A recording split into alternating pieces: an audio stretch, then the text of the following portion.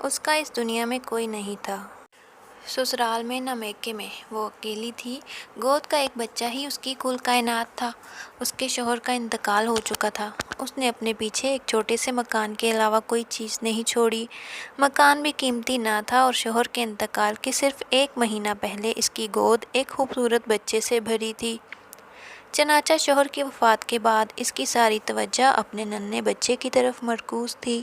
ماں کی تمام تر کوششیں صرف اس مقصد کے لیے وقف تھیں کہ کسی طرح اپنے بچے کو پڑھا لکھا کر بڑا آدمی بنائے۔ وقت کے ساتھ ساتھ اس کا بچہ کچھ بڑا ہوا اور اسکول میں داخلہ لینے کے قابل ہو گیا۔ وہ دن اس کے لیے انتہائی خوشی کا دن تھا جب وہ اپنے بچے کو پہلی دفعہ اسکول لے کر گئی۔ دن گزرتے رہے اور ماں نہایت مستعدی کے ساتھ اپنے ننھے بچے کو اسکول پہنچاتی رہی۔ بالآخر وہ دن بھی آ گیا جب بیٹے نے پرائمری تعلیم مکمل کر کے سرٹیفکیٹ ماں کے ہاتھ پر لا کر رکھا۔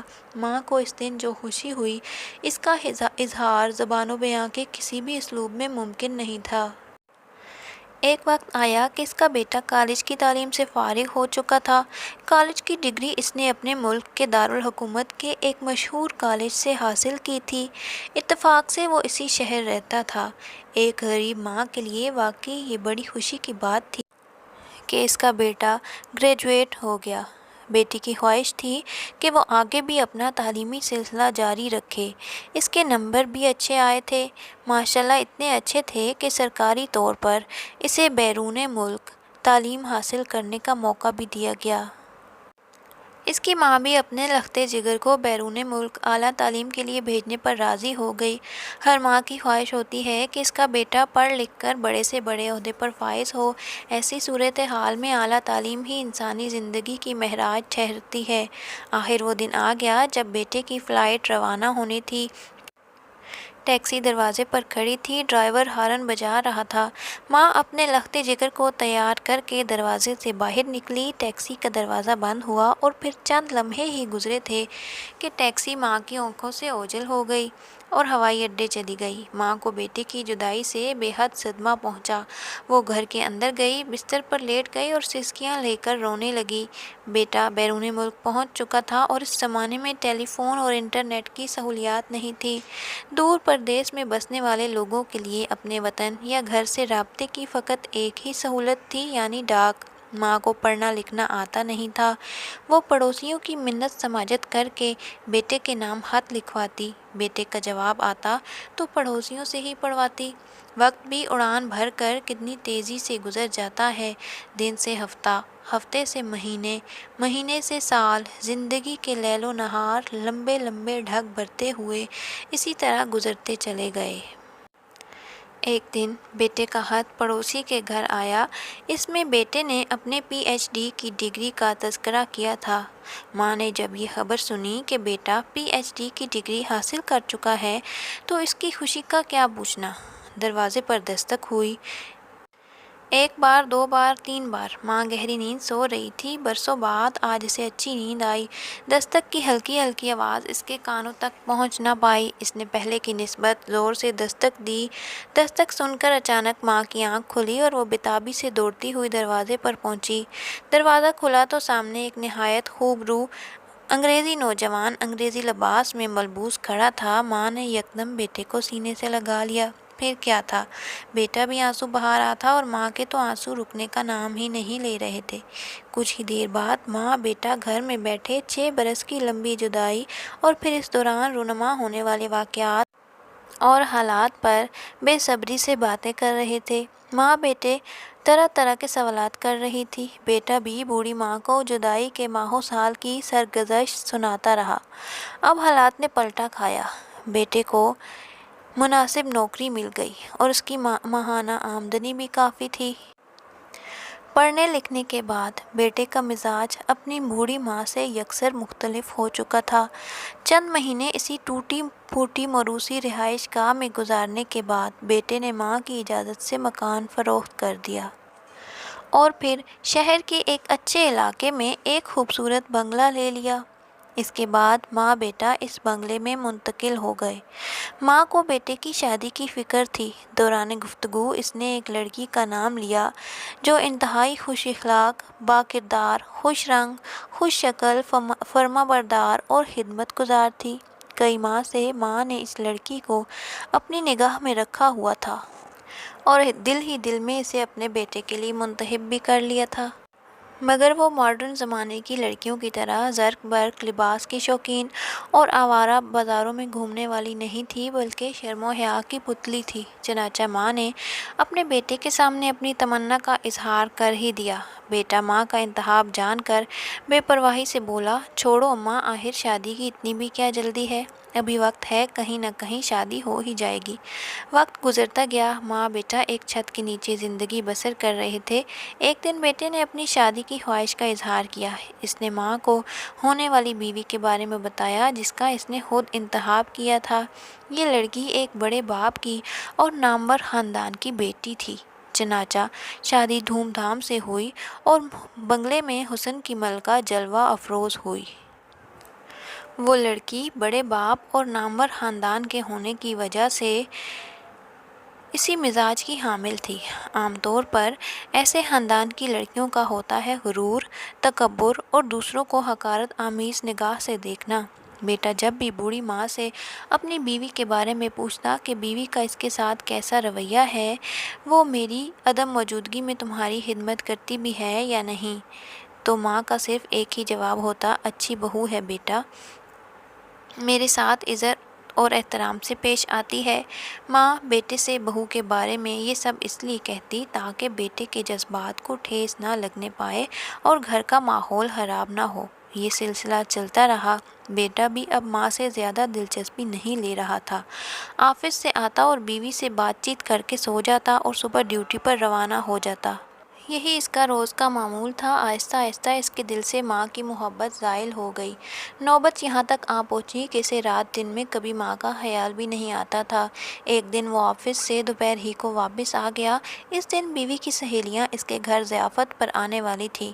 اس کی نگاہ ماں پر پڑی جو باتھ روم میں اپنے کپڑے خود اپنے ناتواں ہاتھوں سے دھو رہی تھی۔ وہ باتھ روم کے دروازے پر کھڑا ہو گیا۔ ماں کپڑے صاف کرنے میں مشغول تھی اور اس کی بیوی بھی اس کے پیچھے اپنی زلفیں لہرا رہی تھی۔ اس نے ماں سے مخاطب ہو کر کہا، میں تم سے یہ کہنے کے لیے آفس سے آیا ہوں کہ میری بیوی کی سہیلیاں گھر آنے والی ہیں، ہمارے گھر ان کی دعوت ہے، اس لیے تم میری بیوی کی شان و شوکت کا خیال رکھتے ہوئے آج کوئی اچھا سا لباس پہن کر ان کے سامنے آنا اور ان کا استقبال کرنا۔ اور ہاں، حال میں ان کے ساتھ بیٹھنے کی کوشش نہ کرنا۔ یہ میری اور میری بیوی کی عزت کا سوال ہے۔ ماں کے صبر کا پیمانہ لبریز ہو چکا تھا۔ اسے اپنے کانوں پر یقین نہیں آ رہا تھا کہ آج اسے اپنے اسی بیٹے سے کیا کچھ سننے کو مل رہا ہے جس کی تعلیم و تربیت میں نہ جانے اس نے کتنا خون پسینہ بہایا تھا۔ اس نے پلاسٹک کی ایک تھیلی میں رکھے کپڑے اور گھر سے باہر نکل گئی۔ بنگلے پر ایک الوداعی نظر ڈالی اور اس کے آنسو ٹپک پڑے۔ پھر اس کے دل سے آہ نکلی اور زبان سے یہ جملہ نکلا، اللہ تجھے معاف کرے بیٹا، اللہ کی قسم میں نے تیری اور تیری بیوی کے لیے ہمیشہ بھلائی کا کام کیا ہے، اللہ کی قسم مجھے یاد نہیں کہ میں نے تیری بیوی کو کبھی کسی قسم کی کوئی تکلیف دی ہو، اللہ تم سب کو معاف فرمائے بیٹا۔ اور پھر وہ نامعلوم منزل کی طرف چل پڑی۔ کئی مہینے بیت گئے۔ بوڑھی ماں کبھی اس کے در پر اور کبھی اس کے در پر، کبھی ایک گھر کبھی دوسرے گھر اپنی زندگی گزارتی رہی۔ وہ گاہے بگاہے لوگوں سے اپنے بیٹے کی خیریت بھی دریافت کرتی رہتی تھی۔ دن گزرتے گئے اور بہو بیٹا ماں کی یاد سے غافل ہوتے چلے گئے۔ اب انہیں بھول کر بھی ماں کی یاد نہیں آتی تھی۔ اس واقعے کو کئی سال گزر چکے تھے کہ اچانک بیٹے کو کوئی بیماری لاحق ہو گئی۔ دیکھنے میں تو عام سی لگ رہی تھی۔ ایک کلینک کا ڈاکٹر علاج میں کامیاب نہ ہو سکا تو اس نے اسے اسپتال میں داخل ہونے کا مشورہ دیا۔ بیوی نے اسے اسپتال میں داخل کروا دیا۔ ادھر ماں کو کسی نے بیٹے کی نازک حالت کے بارے میں بتایا تو وہ تڑپ اٹھی۔ اس نے فوراً ٹیکسی کرائے پر لی اور اسپتال پہنچ گئی۔ ماں آخر ماں ہوتی ہے۔ ماں کی ممتا، اس کی محبت کی مثال اس دنیا میں کہاں مل سکتی ہے۔ بیٹے کی بیماری کے بارے میں جب سے سنا تھا بے چین ہو گئی تھی اور بیٹے سے ملاقات کے لیے تڑپ رہی تھی۔ مگر بیوی کے کہنے پر ہسپتال کے اسٹاف نے اسے بیٹے سے ملنے سے منع کر دیا۔ ایک مدت تک ہسپتال میں علاج چلتا رہا، پھر ڈاکٹروں نے مریض کو گھر لے جانے کا کہا اور کہا وہیں علاج کریں۔ گھر میں علاج چلتا رہا مگر کوئی خاص کامیابی نہ ہوئی۔ جب اس کا بینک بیلنس ختم ہو گیا تو گھر کی اشیاء فروخت کرنے کی نوبت آ گئی۔ ادھر بیوی بھی خدمت کرتے کرتے پریشان ہو گئی۔ وہ بات بات پر شوہر پر ٹوٹ پڑتی اور جلی کٹی سناتی۔ لاچار شوہر بستر پر پڑا بیوی کی باتیں برداشت کرتا۔ ایک دن بیوی نے غصے میں آ کر کہا، بہت ہو گیا، جب سے میں نے تمہارے گھر قدم رکھا مشکلات اور پریشانیوں کی چکی میں پس رہی ہوں۔ کچھ دنوں تک تمہاری ماں کو جھیلتی رہی، اب تمہاری بیماری جھیل رہی ہوں۔ اب میرا اور تمہارا ساتھ نہیں نبھ سکتا، مجھے طلاق چاہیے۔ تم نے سنا نہیں کہ میں کیا کہہ رہی ہوں؟ مجھے طلاق چاہیے، آج اور ابھی۔ بیوی کی باتیں سن کر یوں لگا جیسے اس نے میرے چہرے پر تھپڑ رسید کر دیا۔ اس نے بیوی کے مطالبے پر فوراً طلاق نامہ تیار کرایا اور طلاق ہو گئی۔ اس کے بعد اس کی صحت دن بدن گرنے لگی۔ اب اسے اپنی ماں کی یاد ستانے لگی۔ گرتی ہوئی صحت اور مفلسی میں اسے اپنی ماں کی ضرورت بہت شدت سے محسوس ہو رہی تھی۔ روح زمین پر صرف ایک ہی بستی تھی جو اسے زندگی کی طرف لا سکتی تھی اور اس کی ماں تھی۔ لیکن ماں، اللہ جانے وہ کہاں گم ہو چکی تھی۔ عرصہ دراز سے لوگوں کو اس کے بارے میں کچھ خبر نہیں تھی۔ وہ ماں کی تلاش میں سرگرداں شہر کے گلی کوچوں کی ہاک چھانتا رہا، در در جاتا رہا اور ماں کی رٹ لگاتا۔ ایک دن وہ ایک محلے کی مسجد کے پاس سے گزر رہا تھا۔ مغرب کا وقت آن پہنچا۔ وہ اسی مسجد میں نماز پڑھنے کے لیے رک گیا۔ مسجد میں داخل ہوا تو دروازے پر اس کی نگاہ ایک بوڑھی خاتون پر پڑی جو ہاتھ میں کاسہ گدائی لیے کھڑی تھی اور نمازیوں سے بھیک مانگ رہی تھی۔ یہ اس کی وہی ماں تھی جس نے اسے پال پوس کر بڑا کیا اور اعلیٰ تعلیم کے لیے نہ جانے کتنی مصیبتیں جھیلیں۔ وہ ماں جس نے بیٹے کو پڑھا لکھا کر افسر بنایا، یہ تصور کر بیٹھی کہ اس کا بیٹا بڑا آدمی بن جائے گا تو اس کے درد کا سبب ثابت ہوگا۔ لیکن آج وہ حالات کے دوراہے پر کاسہ لیے کھڑی تھی اور مسجد کے سامنے بھیک مانگ رہی تھی۔ بیٹے کو بڑا جھٹکا لگا۔ وہ فوراً ماں کے قدموں میں گر گیا اور رو رو کر معافی مانگنے لگا۔ پھر اس نے ماں کا ہاتھ پکڑا اور گھر روانہ ہوا۔ وہ راہ چلتا جاتا اور بآوازیں بلند کرتا جاتا، اللہ کی لعنت اور فرشتوں کی پکار ہو ایسی بے وفا بیوی پر جس نے مجھے ماں جیسی عظیم ہستی سے جدا کر دیا۔ لعنت ہو میری پی ایچ ڈی کی ڈگری پر جس نے میرے دل سے ماں کی محبت نکال دی۔ لعنت ہو اس بنگلے پر جس نے مجھے ماں سے بیگانہ کر دیا۔ لعنت ہو میری بھاری تنخواہ پر جس نے میرے دل کو اندھا کر کے ماں کی عظمت شناسی چھین لی۔ گھر گھر پہنچ کر وہ ہچکیاں لے کر رونے لگا۔ اس نے ماں کے پاؤں پکڑے اور معافی مانگی۔ ماں آخر ماں ہوتی ہے، اس کے جذبہ محبت کی مثال کہاں مل سکتی ہے؟ اس نے بیٹے کے سر پر ہاتھ پھیرا اور کہنے لگی، نہیں بیٹا، کوئی بات نہیں، مجھے تم سے کوئی گلہ نہیں۔ ویڈیو پسند آئے تو ویڈیو کو لائک اور چینل کو سبسکرائب لازمی کریں تاکہ آپ کو اس طرح کی مزید ویڈیوز وقت پر ملتی رہیں۔ اللہ